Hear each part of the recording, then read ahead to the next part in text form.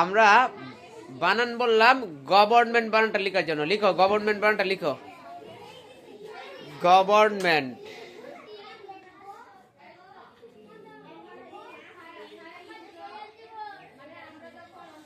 Government. আচ্ছা তুমি এটা লেখছো, ঠিক আছে?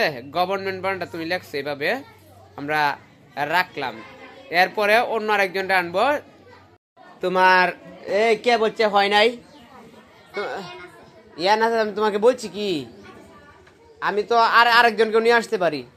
এই শশী গিয়া তো আনলাম তোমার, তোমার আর আনবো না। তুমি গিয়ে দেখো তো গভর্নমেন্ট মানটা হয়েছে নাকি, কোনো জায়গায় ভুল আছে কিনা। তুমি সঠিকভাবে লিখো, সঠিকভাবে লিখো। না এটা তো থাকবে, তুমি উপরে লিখো, নাইলে তুমি নিচে লিখো। গভর্নমেন্ট বানানটা একটু আর হয়ে লিখো যাতে দেখা যায়। দেখি, হ্যাঁ একটু আরেকটু আর হোক, আরেকটু আর হোক।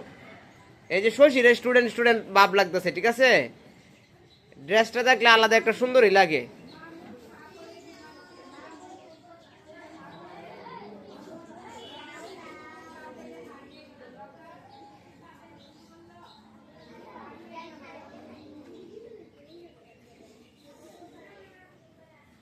বানানের প্রতি সতর্কতা থাকতে হবে। বানানের প্রতি যদি তুমি সতর্ক না থাকো তাহলে হবে না। আচ্ছা ঠিক আছে, তাইলে এই তুমি আশরাফুল দেখছো তো কোন জায়গায় ভুল আছে?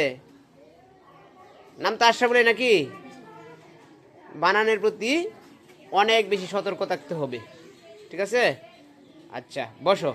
তার মানে আমাদের আমাদের আমাদের মনে করো এই আমাদের যে তোমার নিয়ম অনুযায়ী, আমাদের নিয়ম অনুযায়ী তোমার আশরাফুল আশরাফুল তোমার দুইটার মধ্যে পারছে কয়টা? দুইটার মধ্যে পারছে কয়টা বলো? একটা পারছে, ঠিক না? দুইটার মধ্যে একটা পারছে, তাহলে দুইটার মধ্যে একটা পারলে কি বলো তো? ভালো স্টুডেন্ট।